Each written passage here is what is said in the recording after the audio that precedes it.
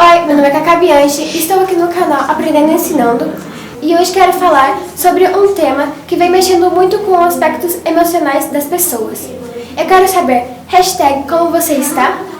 Se você ainda não é inscrito em nosso canal, se inscreva já e ative as notificações para não perder nenhum vídeo do nosso canal. As emoções têm mexido muito com as pessoas, principalmente nesse período da pandemia do Covid-19, porque estamos isolados. Tivemos que adaptar a novas formas de relação, novas rotinas. Os estudantes adaptar às aulas remotas. Os pais, muitas vezes, trabalhando em casa, em home office. Conviver mais tempo com as pessoas na mesma casa. Por isso, a Escola Pedro Henrique está promovendo, na semana do dia 31 de agosto a 4 de setembro, a primeira Semana das Emoções. Mas como vai funcionar esta semana? Nessa semana, os professores não estarão postando nenhuma atividade na plataforma, ou para quem pega as atividades impressas, não estarão recebendo atividades impressas dos professores.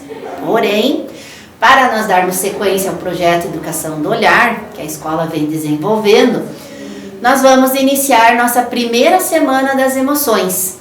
A diretora, então, vai estar postando uma atividade durante a semana na plataforma ou entregando impressa para os alunos que recebem impressa, com atividades, com vídeo, histórias, dinâmicas que devem ser realizadas por toda a família. É uma atividade bem gostosa, basta ser seguido os passos e a atividade será realizada com sucesso. Você sabe quais são as 5 emoções básicas? Para isso, vamos conhecer os personagens do filme Divertidamente. Oi, eu sou a Alegria! Bom, e pelo meu nome, dá pra perceber que meu objetivo na vida é ser alegre. Se eu vejo alguém triste, eu me sinto na obrigação de a torná-la feliz. Porque no mundo tem tantas coisas e motivos para ser feliz. Então por que eu vou ser triste? Eu sou determinada, divertida e principalmente muito feliz. Eu me dou bem com todas as outras emoções. Só não entendo um pouquinho a tristeza. Não entendo porque ela tem que ser tão triste. Mas eu acho que eu ainda vou torná-la feliz. Eu tenho certeza! Oi, eu sou a Tristeza. Adoraria ser mais otimista e útil para manter a felicidade das pessoas. Eu acho isso tão difícil.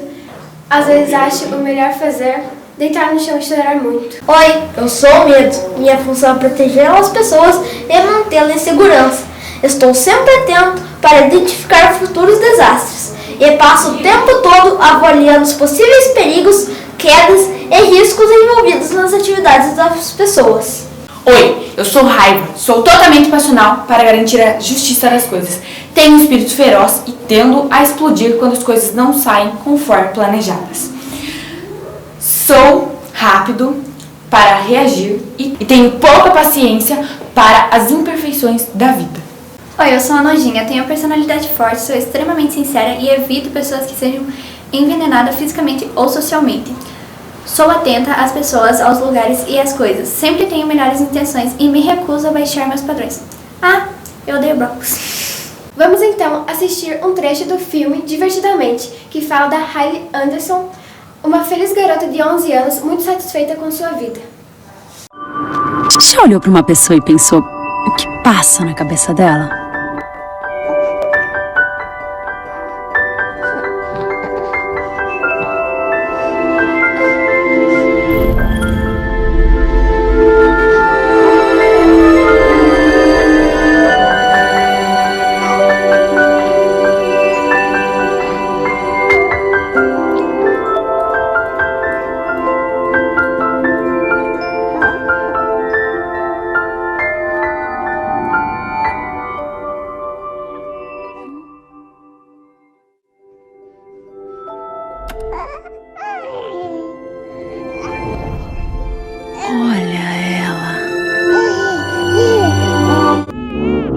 sou a tristeza. Oh, que bom!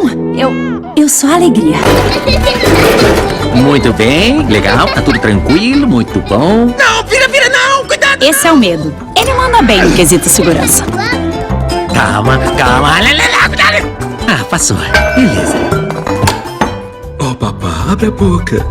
Isso é novo. É perigoso? O que é isso? Muita calma nessa hora. Esse cheiro não tá bom, pessoal. Para tudo. O que é isso? Essa é a nojinho. Ela basicamente evita que a Riley se envenene, física e socialmente. Eu, hein? Não é colorido, parece uma árvore. Peraí, gente. É brócolis! Esse é o Raiva. Ele se preocupa muito com possíveis injustiças. Vai entrar nesse jogo sujo, meu irmão? Sem sobremesa? Tá. A gente aceita. Depois que você encarar essa... Foi show de bola. Mas que golaço, foi muito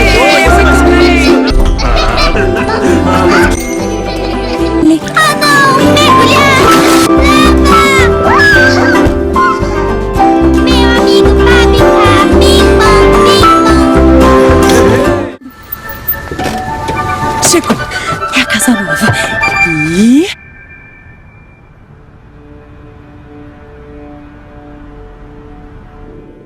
quem sabe por dentro é legal.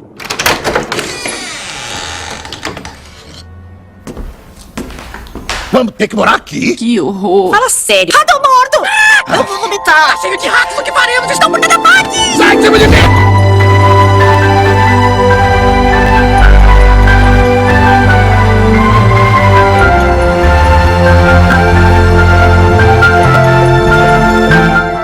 Tchau, mãe. Tchau, pai. Cadê minha macaquinha? Meu nome é Riley Anderson, sou de Minnesota e vou morar aqui.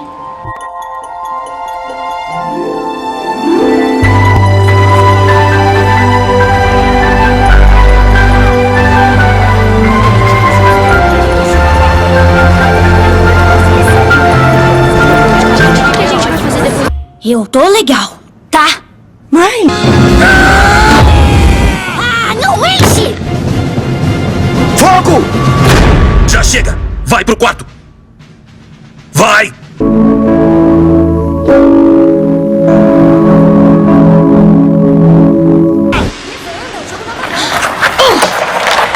Mas eu não entendo. Por que o nosso caminhão foi parar no Texas?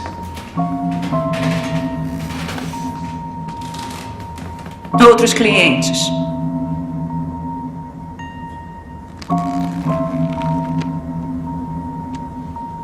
Mas vocês prometeram entregar dia 5.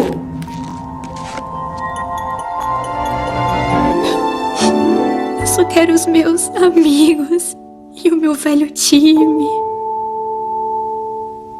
Eu quero ir embora. Mas não fiquem bravos. Oh, meu amor. Não estamos bravos. E, aliás, eu também sinto o mesmo. Saudade do bosque, onde andávamos. Dos piqueniques de todo domingo. As emoções devem ser trabalhadas desde cedo.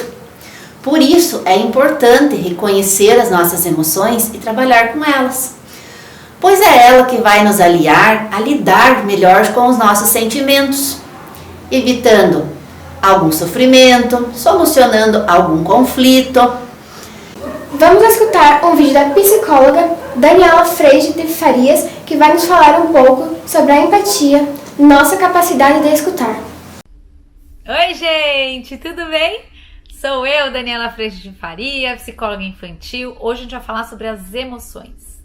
Será que a gente está lidando de uma maneira produtiva, ou bacana, ou boa com elas? Gente, vocês sabem de uma coisa?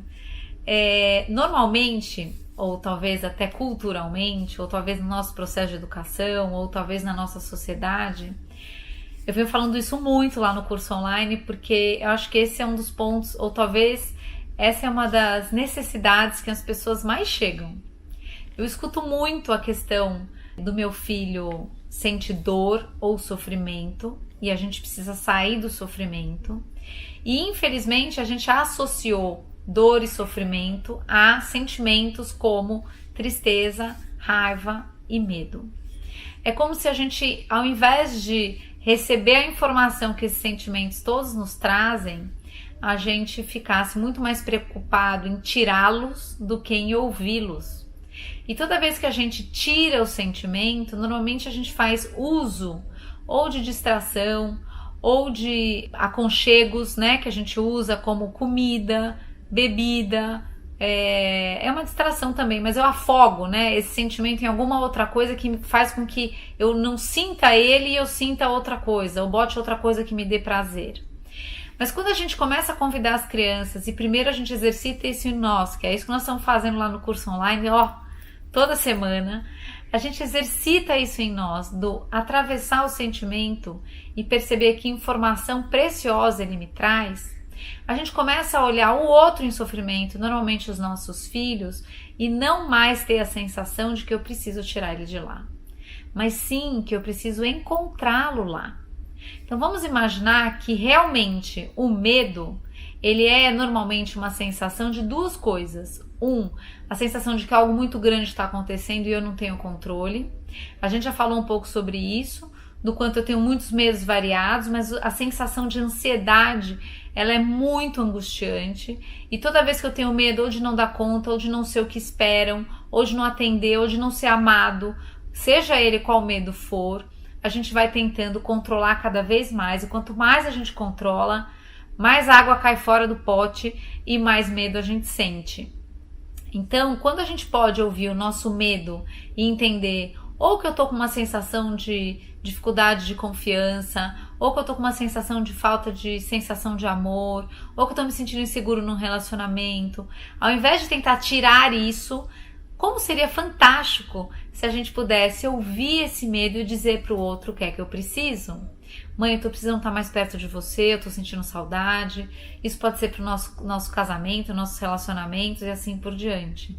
Como seria se eu pudesse ouvir a necessidade que esse sentimento me traz e colocar pro outro como um pedido? Não mais como um julgamento, como uma cobrança, como tudo que o outro já devia ser para que eu não sentisse, mas como algo que eu acabei de descobrir que eu preciso. Esse trabalho a gente tem feito lá no curso para que a gente possa se ouvir nesse processo e para que a gente possa acolher os nossos filhos nesses momentos. A tristeza, muitas vezes ela vem de uma decepção, às vezes decepção com o outro, sim, mas principalmente, talvez a tristeza mais profunda, decepção com a gente mesmo. É quando muitas vezes também vem, talvez, junto disso, a vergonha, é quando vem o sentimento de culpa, é quando eu queria ter feito algo diferente e não fiz, é quando eu me deparo comigo, talvez nu e cru, e às vezes a tristeza vem. É quando algo morre, quando algo que era importante. A gente tem muitos momentos de tristezas pontuais, tristezas mais existenciais, que estão muito mais ligadas ao vazio. Mas normalmente a tristeza ela vem com um movimento de deprimir, de comprimir, de ficar só, de refletir. E quando a gente consegue acolher a nós mesmos e ao outro e recolher a informação que está vindo ali, a gente floresce, porque a gente recolhe a informação do que é que eu acabei de descobrir de mim, e isso lapida o meu coração com toda a dor que isso traz para que eu possa fazer melhor e diferente numa próxima oportunidade. É assim que a gente vai aprendendo, e os sentimentos são valiosíssimos para que a gente perceba, às vezes, os nossos equívocos, a nossa forma violenta, os nossos erros. Quando a gente vem e começa a pensar na raiva, por exemplo, é tão interessante porque a raiva normalmente ela vem de um lugar de algo está muito ruim para mim. Lá no curso a gente brinca do hashtag tá ruim para mim. E porque eu já parto do pressuposto que você já devia saber o que é que eu preciso, eu entro numa fúria que ao invés de dizer o tamanho do meu desconforto e eu poder ouvir isso para eu colocar para o outro de uma forma respeitosa, normalmente a gente se dá o direito de jogar a granada em cima do outro e fazer uso normalmente de violência, seja ela barulhenta ou silenciosa, ou pelo julgamento, a gente parte para cima do outro. E aí a gente está gerando tanta dor quanto a dor que a gente está sentindo.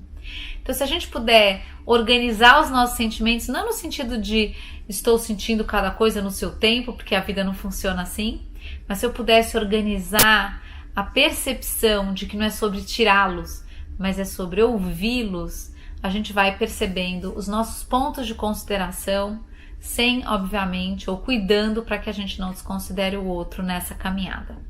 E a hora que a gente começa a fazer isso, por incrível que pareça, e na presença, obviamente, desse amor grande de Deus, a gente começa a viver um espaço de paz dentro do nosso coração, mesmo nos momentos mais desafiadores ou dentro dos sentimentos mais difíceis de acolher. Quando a gente vai para esse lugar do amor que chegou primeiro, é tão maravilhoso que mesmo no momento de muito desconforto ou muito vazio, você está sempre recebendo a mensagem nesse amor de que você não está só. Eu entendo que a gente pode sim fazer esse paralelo com o processo de educação para que os nossos filhos não se sintam só, independentemente da imperfeição que são, das atitudes que têm, que a gente possa ser sim pai e mãe muito humildes para saber que a gente está no mesmo lugar de aprendizado que eles, talvez com alguns aninhos à frente, mas em termos da nossa humanidade a gente tem aprendizados tão significativos ou tão importantes como eles têm. E no que se refere aos sentimentos e às emoções, provavelmente a gente está só lidando com recursos diferentes, mas vivendo sempre os mesmos desafios. Então, imagina que nesse momento, quando a gente vê uma criança em fúria, por exemplo, e a gente trabalha isso muito com exemplos lá no curso, das fúrias que acontecem aí na sua casa, como é que eu posso entender, tirar essa cortina de fumaça e entender o que é que essa criança realmente precisa? E como é que a gente pode trabalhar essa necessidade de um jeito que ele esteja considerado, mas onde eu também não me desconsidero? Isso faz toda a diferença no nosso dia a dia. E eu tenho que dizer para vocês, a paz, por incrível que pareça, ela chega mesmo nos momentos desafiadores. E o convite para a responsabilidade de todos e para a consideração dentro desse relacionamento também. Expressar as emoções na infância, sejam elas positivas ou negativas, é algo que toda criança deve fazer. O problema é que muitas vezes ela não sabe como fazer. Por isso é importante a ajuda dos pais, ajudá-las a organizar e a expressar essas emoções. Por isso fica conosco até o final do vídeo, porque a psicóloga Daniela Freixo de Farias vai trazer muitas dicas sobre como lidar com as emoções das crianças. Também porque muitas vezes elas não sabem, um bebê já nasce com as suas emoções. Porém, ele não sabe falar, então para ele expressar, ele começa a chorar. Mas se não for trabalhado com essas emoções, ele vai começar a morder, a dar tapa, porque ele precisa expressar. Por isso, nós devemos ajudar eles a organizar essas emoções. Vamos escutar um vídeo da psicóloga Daniela Freixo de Farias, que vai nos falar um pouco sobre a empatia, nossa capacidade de escutar. Hoje nós vamos falar sobre a empatia, sobre a nossa capacidade de escuta das histórias e das necessidades dos pequenos. Esse é sempre um assunto gostoso de tratar, porque quando a gente começa a ouvir as crianças dessa nova maneira, a gente começa a escutar muito mais, a gente começa a perceber muito mais coisa. Então vamos pensar que esse corpo, esse corpinho, ele está o tempo inteiro se comunicando. Não só através da fala, mas através do olhar, através do sorriso, através do rostinho, através do corpo. Então, muitas vezes, a gente recebe uma fala de um dos nossos filhos e a fala tá ótima. Mãe, então eu fiz tal coisa, mas o corpo tá assim. Então, mãe, eu fiz tal coisa, foi super legal e tal. Às vezes as coisas não combinam e a gente deixa passar. É importante que nessa escuta ativa a gente considere todos os canais de expressão como comunicação. A criança muitas vezes ela está com uma fala acelerada, uma fala muito agitada, e a nossa missão, o nosso desafio é conseguir fazer com que essa criança se acalme e comunique e conte o que ela precisa. Às vezes tem alguma criança que ela não vai falar, mas ela fica se enroscando na gente, cercando, passando perto, vem, deita de novo. Ela está precisando de alguém que diga, fale comigo, eu estou pronta para te ouvir. Existe uma coisa muito bonita na história da conversa, que até quem já fez terapia às vezes sente isso. Só de falar a respeito de algo que está lhe acontecendo, que está te acontecendo, que você vem sentindo, só de falar, você ao falar se escuta. E isso já tem um efeito curativo enorme. A criança, quando ela começa a falar a respeito das emoções dela, e ela percebe que nós estamos ali prontos para ajudar, ela além de se ouvir, ela está indo em busca de algo muito precioso, que é o seu mandato interno, que é o que ela pensa a respeito daquela situação, quais são os valores e princípios dessa criança, qual é o caminho que ela quer tomar para decidir ou para resolver tal conflito. Toda essa reflexão a gente pode encontrar e pode ajudar muito nesse processo. Mas para isso a gente precisa considerar algo muito importante. Muitas vezes os nossos filhos vêm perto de nós e falam: o fulano pegou a minha bola, roubou a minha bola, furou a minha bola, e a gente pensa: é só uma bola, tudo bem, tem outra bola. Mas a gente não consegue compreender nesse momento que dentro do mundo da criança, alguém ter ido lá e roubado a bola dele é mais ou menos compatível com alguém ter roubado seu carro, alguém ter riscado seu carro, alguém ter furado seu pneu. E isso seria uma coisa grande na nossa vida. Você ficaria bravo, ficaria revoltado, quem riscou, quem foi e tudo mais. Então, no mundo da criança, a gente precisa pensar que os conflitos e os desafios são desafios de criança, mas que dentro do mundo onde ela vive, no mundo da escola, dos amigos, desse grande desafio que é o convívio, que é o viver com, dentro deste mundo, alguém furar minha bola, alguém pegou meu lápis, esconderam minha agenda, e assim, alguém me bateu, alguém me empurrou. Neste mundo, isso é muito significativo. E essa criança precisa de ajuda. Para isso, a gente abre os ouvidos, abre os olhos, abre muito bem o coração e recebe essa informação. E se compromete a, junto com essa criança, ajudar ela a resolver.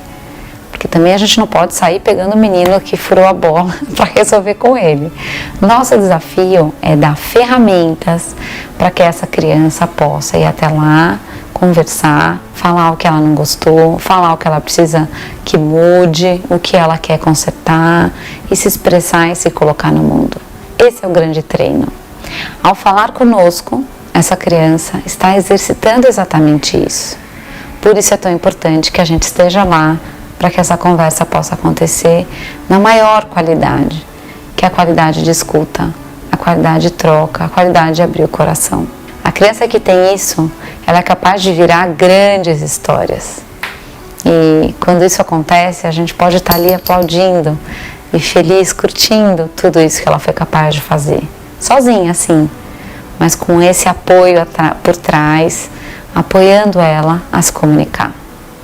Tem uma história linda para contar para vocês de um exemplo muito querido que aconteceu há muitos anos atrás com uma menina muito querida que tinha uma melhor amiga.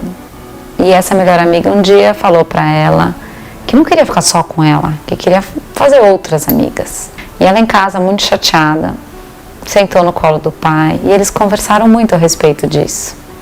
E o pai pôde contar para ela como é que ele sentiu isso quando ele era criança. Que isso também era muito difícil, que ele também já sentiu isso, que é doído mesmo, que dá medo. E eles tiveram uma conversa muito longa. E aí ele deu a ideia para ela de fazer o que ele fez quando ele era criança, que era fazer novos amigos. E com novos amigos ela não sentiria mais esse vazio quando a única amiga resolvesse brincar com outra pessoa. Alguns meses depois, coisa de 2, 3 meses, essa mesma menina era a representante da sala. Ela era a representante da classe dela. E isso só veio acontecer porque ela realmente abriu o coração e pôde se relacionar com mais crianças e virou alguém muito especial para todos. Esse é um exemplo de algo que parece tão... imagina, só sua amiga, amanhã você brinca. A hora que a gente escuta e a gente faz desse limão uma bela limonada, as crianças crescem e mudam a postura, e tem novos resultados e criam sim uma coragem de se expressar e de fazer diferente. Isso é maravilhoso poder acompanhar e poder curtir junto todas as vitórias que vêm pela frente. Então a dica que eu queria dar hoje para você é, primeiro a gente fazer um grande monitoramento de como anda a sua qualidade de escuta. Será que a gente está sempre correndo? Ou a gente escuta no laptop? Ou a gente escuta vendo televisão? Ou a gente escuta mexendo no celular? A gente precisa aquietar todas essas informações em volta e todos esses estímulos para poder encontrar. Como anda a sua qualidade de escuta? Isso não significa que a gente vai passar 5 horas escutando e conversando. Mas no momento em que você é chamado, Isso é importante demais. Isso precisa acontecer com toda a entrega e qualidade, porque a resposta ela é muito rápida. Como está a realidade brasileira? É tão interessante, né, Dri, porque a gente teve, assim, uma mudança bruta, né, de forma brusca, no que a gente conhecia como a nossa rotina, que nos dava sentido, que muitas vezes nos trazia segurança. Então eu sabia qual era a minha rotina de todo dia, e nessa rotina de todo dia eu me sinto seguro, porque eu sei o que vai ser o meu dia de amanhã, né? Eu sei como é que meu dia de amanhã vai acontecer, eu sei que horas eu tenho que estar em casa, que horas as crianças chegam, que horas que, né? A gente tem toda uma dinâmica conhecida, que muitas vezes nos traz realmente essa sensação de controle. A gente não, segurança, exatamente, né? A gente não tem controle, mas a gente pensa que tem e se tranquiliza nesse processo. Então, lá atrás, em março, quando tudo isso colapsou, a gente viveu um contato muito profundo com a vulnerabilidade que somos. Do estar vivo, do ter controle, a minha rotina, a vida do jeito que eu quero. A gente teve toda esse do estar vivo e do medo, né? De não estar vivo. De não estar vivo, exatamente. Medo da morte, né? E esse medo da morte é interessante, porque ele vem num primeiro momento colado na ideia do Covid. Mas a morte, gente, como dizia a minha avó, basta estar vivo. Então, assim, você pode escorregar no box do banheiro. É que a gente não entra em contato com isso. Por quê? Porque a gente gosta mesmo da sensação de que a gente está vencendo a morte, inclusive, né? Nas nossas atitudes. Sobre isso, né? O que não é verdade, mas ok. A gente não gosta de ter contato com isso, porque nos coloca num tamanho enquanto humanidade que quebra nosso orgulho, nossa prepotência, nossa arrogância. É hora que a gente tem um ganho enorme disso, isso eu vivi alguns anos atrás, da necessidade de Deus, ou dessa conexão com algo maior do que nós, porque a gente não tem este tamanho todo que a gente pensa que tem. Mas o ponto a gente começou a passar por essas etapas, né, primeiro, nessa vulnerabilidade muito grande, existe uma sequência muito imediata de tentar criar uma nova rotina que eu já tenho sob controle, então tá todo mundo já funcionando tudo do jeito que eu acho que tem que ser. Mas, nesse intenso contato, a gente também pôde observar exatamente um aumento de conflitos, um aumento de frustração, porque o outro não é do jeito que eu quero que seja, a rotina não tá andando do jeito que eu quero que ande. Então, a gente também viu todo esse processo. Eu acho que agora, com esse tempo, nós estamos falando de praticamente 5, 6 meses. 6 meses. Dentro de casa, a minha bermuda bege já sabe que todo dia ela será usada, a bermuda bege, a bermuda outra e a bermuda outra. Sabe, você vai criando uma outra rotina de começar a acordar, de hora do café, que roupas você usa em casa. Já conhece mais essa nova rotina, né? Isso. Então, um pouco mais com o conhecido que foi muito desconhecido há 6 meses. Isso. Mas este conhecido, ele também não tem sido um conhecido fácil. E aí que a gente começa a entrar em contato com sentimentos que têm aparecido, do tipo, um pouco às vezes, de falta de tristeza mesmo, que conta muito dessa falta de perspectiva, às vezes de uma falta até de esperança, isso. A gente tem também o sentimento muito comum. Então, se a gente for olhar as emoções como notificações, ao invés de olhá-las como um problema ou algo que eu não devia estar sentindo, que tem tudo a ver com a expectativa, a gente começa a ser grato pelas emoções porque elas me trazem informação sobre como eu estou lidando com a situação do momento e como que está sendo a minha postura. Quais as consequências que esta realidade está trazendo?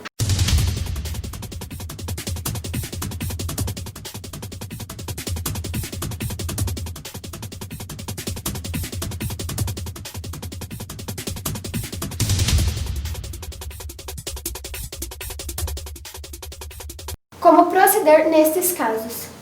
Entretanto, existem algumas estratégias que podem nos ajudar a aliviar o peso de viver nessa crise global, sem essas proporções.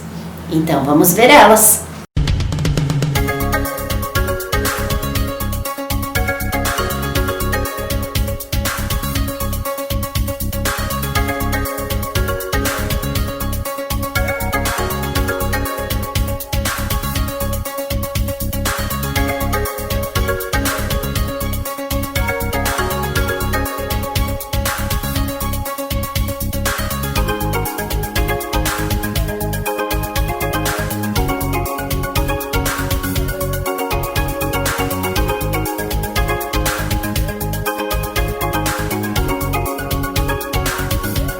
Vamos então acompanhar a psicóloga Daniela Freire de Farias, que vai nos trazer uma reflexão de como lidar com as emoções.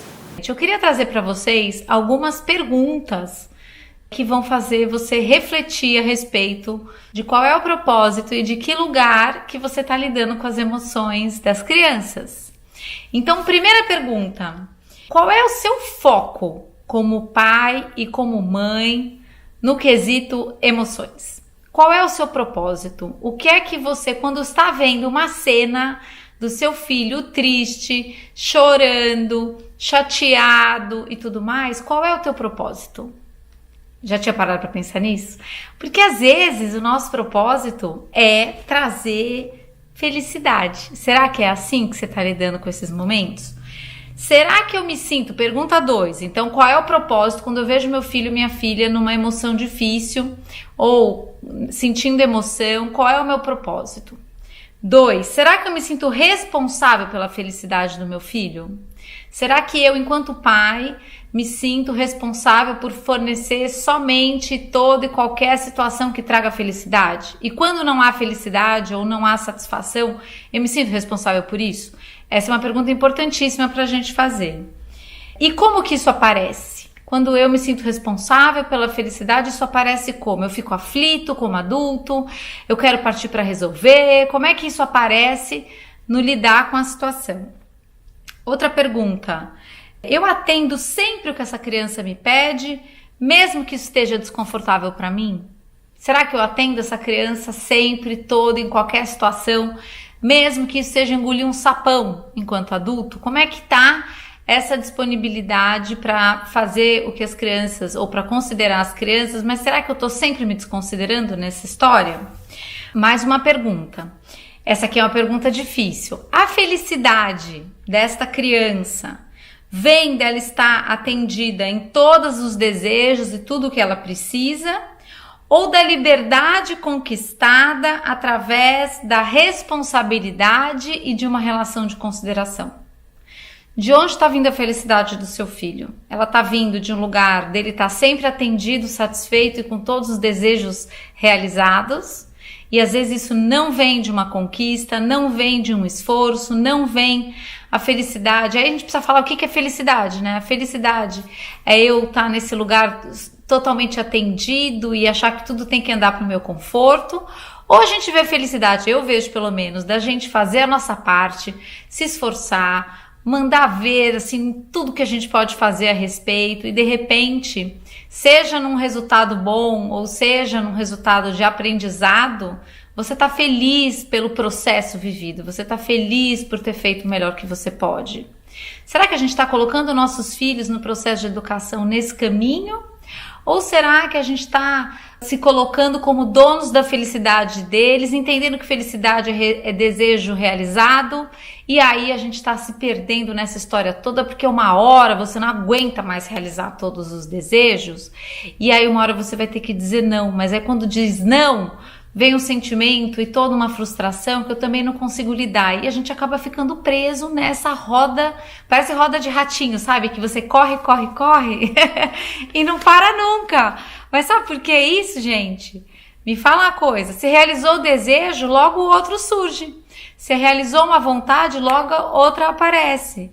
Mas será que a gente está construindo uma relação de consideração e de plena felicidade no sentido desse estado maior que eu entendo que tudo isso faz parte da vida e eu sou feliz porque tenho um saldo positivo com tudo que eu aprendo, com tudo que eu consigo, tudo que eu não consigo. Esta é a reflexão de hoje.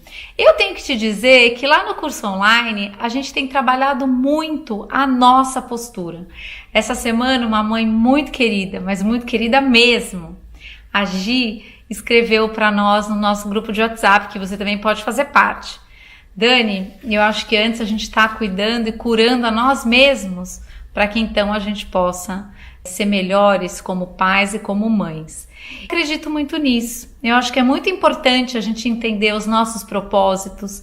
Pense, por exemplo, que nessa ideia de eu sendo responsável pela sua felicidade, o quanto nesse lugar a gente mais fragiliza as crianças do que cria responsabilidade, contorno, esforço, entrega e capacidade de amar.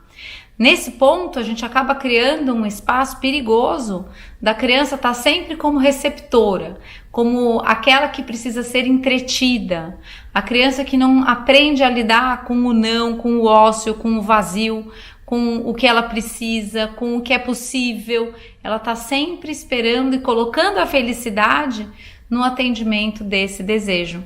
Há muitos anos atrás eu fiz um vídeo sobre o desejo, a vontade e o projeto, né? Aquilo que você realmente se esforça. E há uma diferença muito grande da nossa postura quando eu sempre conto que alguém vai fazer o que eu quero e eu me coloco num lugar de esperar, ao invés de eu colocar ou me colocar num lugar de esperançar, fazendo toda a minha parte.